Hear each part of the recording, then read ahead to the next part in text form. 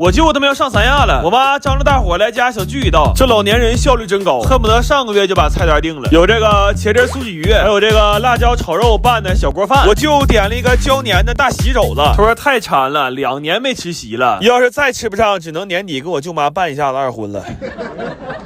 完了，做了一个葱烧猪排，还包了几个大块牛肉馅的包子。给我姐做了个小炒黄牛肉，特意放了不少香菜。但是她来了之后问我说能不能给办个凉菜，我说这么多肉你吃凉菜干啥呀？她说你别问了，这个点儿我应该在朋友圈减肥呢。买了点腰子、五花和肥油，做了一份炸三样，感觉就50来岁人愿意吃这玩意儿。今天的前账菜是生蚝给包，还有一份排骨鲍鱼汤。这汤里吧，按说应该有点青橄榄，但是我一个没看住，我就把我那一盘青橄榄给我吃了。后来汤里这点甜味儿，我只能放点梨皮。完最后做了一锅酱羊蝎子啊，我跟人出去打仗当帽子。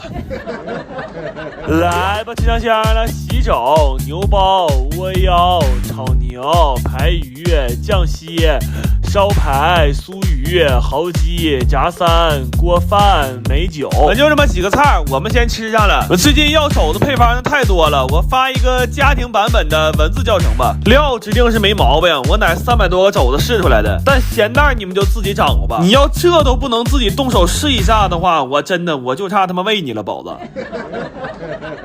我奶早上不知道吃啥了，是让我随便做。我说咱俩这么近关系，怎么能唠随便的嗑呢？完我跟我奶裹个大被拉市场去了。你别说，我奶一到市场就来灵感了，雕了点肉，说做个溜肉段，完了还买了2斤排骨，说要吃红烧排骨。然后卖肉的老小问我奶说：“大娘，这么多肉你能吃了吗？”我奶说：“你就卖肉呗，你操那心干啥呀？你趁你能动弹，赶紧再给我调点肉馅。”完我奶说：“我想吃点豆角，好长时间没吃豆角了。”完了他问我说：“你信不信拿肘子炖豆角肯定能好吃？”我说：“奶呀，事儿我信，但你这个行为属于大白天点灯戴帽打伞啊，多此一举。”完我做了个土豆肥牛锅，我一尝，哎，这挺香，直接做成土豆肥牛饭了。然后我奶说想喝砂锅粥，这东北老太太现在让我整挺潮汕，放冬菜和花生酱比我记还清楚。完今天咸的，我先给他烤点可颂面包。前2锅因为翻车太早了，还没等烤就让我毁成酥皮了。这锅终于沾点边了，但是我太紧张忘放糖了。后面我还想再搏一搏，但我发现没有欢乐豆了。我说赶紧的吧，掏出人类科技之光吧。真的，这种烘焙的东西只有做一次才知道它为什么这么贵。这玩意儿在家做损耗太大了。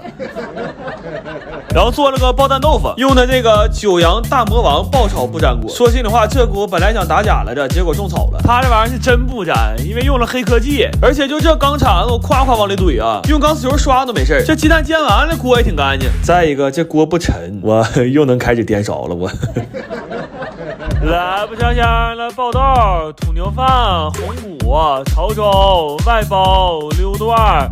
肘脚、煎鱼、肉茄，我奶现在有点上火，这囤大葱没晾干，都烂一半了。我问一下子，有没有懂大葱的朋友？这么整行不行？要是肯定不行的话，我再问一手，有没有卖大葱的朋友？我奶家就这么些葱了，让我熬印了。要说不行的话，我得想招给我奶这坑填上。